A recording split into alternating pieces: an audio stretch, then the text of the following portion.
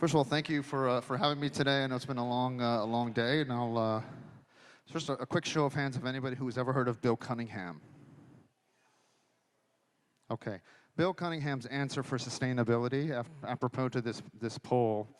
I have this film that you're going to see a little clip of that's coming out February the 14th, called The Times of Bill Cunningham. His answer was, no very famous or very well dressed women whose husbands die. And if you know them well, they'll give you their dead husband's clothing, and you can wear those clothing and can sustain them forever and ever.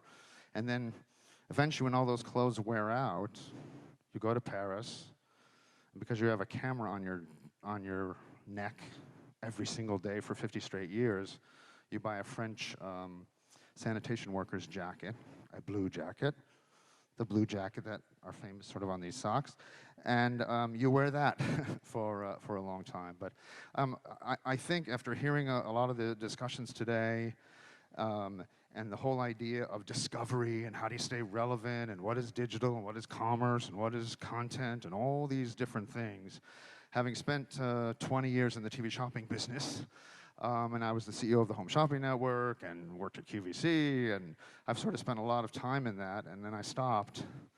And Bill Cunningham died about 3 years ago in June. I had interviewed him 25 years ago. I went in my basement, found the beta tapes from this interview, and brought them upstairs, had them made into a digital file, and said, hey, this is interesting. Maybe this could be a little side project, a side sort of, passion project documentary. And that was 3.5 years ago, and it took over my life. And it has birthed the next thing that we're going to be talking about as it relates to my new company, Live Rocket, which we'll do on the next panel. But just as a quick little intro and total self-promotion as it relates to the film is coming out in 30 cities across America, starting next Friday at the Angelica on Valentine's Day and on Cinema 1 and 2. And it'll be in 30 cities all across the country, and it's something that I'm extremely proud of. And here's just a quick 2-minute clip. Thanks. Well, this is all off the top of my head. I thought we were only going to do something for about 10 minutes. You guys are wasting your time. I came to New York when I was 19, being interested in the fashion world. But this is where it all was. My family, well, they were frightened first off, I think, because it was the fashion business. I guess they didn't think it was a profession for a man. In the mid-1950s, Bill Cunningham would move into the famed Carnegie Hall studios. In no other single location had such an extraordinary group of artists ever been gathered. I couldn't believe it. Marlon Brando's studio was on A till the girls broke the door down, and then he moved out. There were no rules. I was as nuts as they were. A friend gave me a little camera. It's one of those flukes, He said, here, it's an idiot box, and you almost couldn't get out of focus.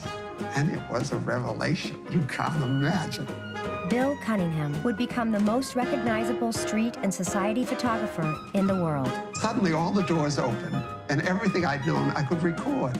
That's how I got involved in collaborating on the clothes for Mrs. Kennedy when she was in the White House.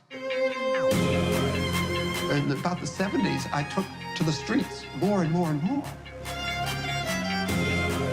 See, I was a newspaper delivery boy as a kid, so I'm used to bicycles. You see things, and you can jump off the bike and photograph. This way, you're up and you're free like a bird. The streets are reflecting precisely what's going on in the political world, in the social upheaval of our times. It's all right there. AIDS has been so tearing apart. I think you go out and you find something wonderful and something to inspire. You pick up where a lot of these extraordinary talents that we've lost have left off, and you try to carry on for them. Well, I never said I was a photographer. I think of myself as a fashion historian. That's what I'm interested in. And the camera is another instrument to record it.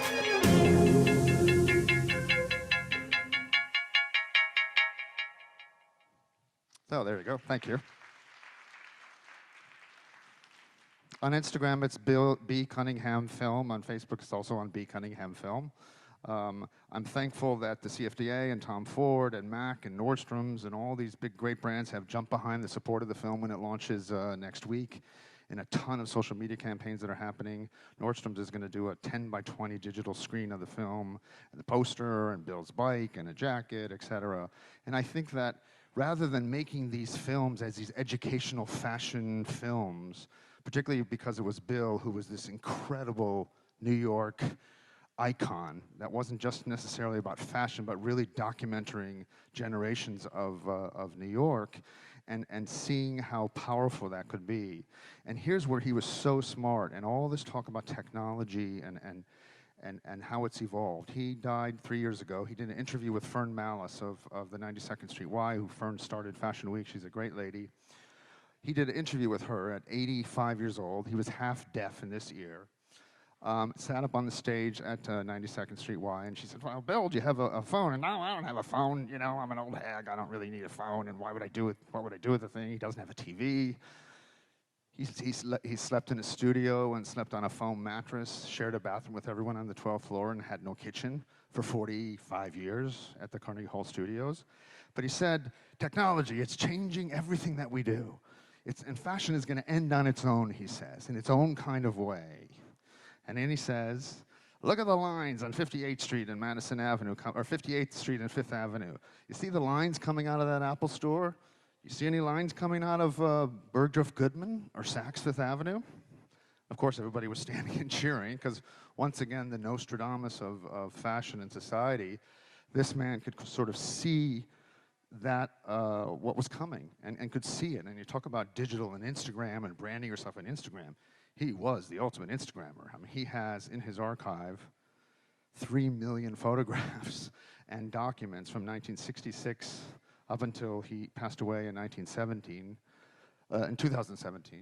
And I was lucky enough to be just me and the New York Times that had access to them, and so have a series of them that are in my film. But again, what he was all about was discovery. Right? And we're all obsessed. I'm just as obsessed as you all with my phone and Instagram and TikTok. I have an 11-year-old son. I understand all of those things. And curiosity is a great thing to have. And he was wildly, wildly curious about what was going on everywhere. Sandra Campos said it earlier. She spends 2 hours every morning. It's no excuse, particularly young people. There's no excuse for you not to be informed about things that are going on around you. You just have to experience it, not necessarily just on your phone. And again, we'll talk with the other group about the next phase that this movie has sort of launched me into, what Live Rocket is, and sort of combining the film and what I used to do in the TV shopping space. But I think that a man like this, and what my hope is that the film not only teaches, because teaches sometimes put you in a category of you have to watch it because you're a student, but this man was the most studied fashion person, historian, and no one will ever, ever come close to this guy. And if you had just one instance of his knowledge, of just understanding it, and like them or not, and some like them, love them, and some hate them, the people that die at Prada get it. And the reason why they can sometimes get away with it, and sometimes they're mean and they mess up people's lives, but sometimes they're right, and they're right because they know the history of it. And when Bill Cunningham used to call out a certain designer back in the 80s for copying another Italian designer, he knew that they were copying them line for line, and he understood exactly what that was. And I think that that sort of knowledge is incredibly important. You can't just live and breathe by what you follow or what your brand is. I think you have to be curious about so many other things in life in order to do this. So obviously, this is my first film, 60 years old. I'm wildly excited. I've already been all over the world in the last 2 years with Apple and all these film festivals, and hearing people in retail stores talk about Bill and going out on the street with their iPhones and being Bill Cunningham. It's been an amazing, amazing experience, and it's my goal that the film lasts a lot longer than just sort of ending up on Netflix in the category of fashion documentaries, but just something that becomes a real learning tool for a lot of generations to come. So thank you very much, and I think we'll start the next panel.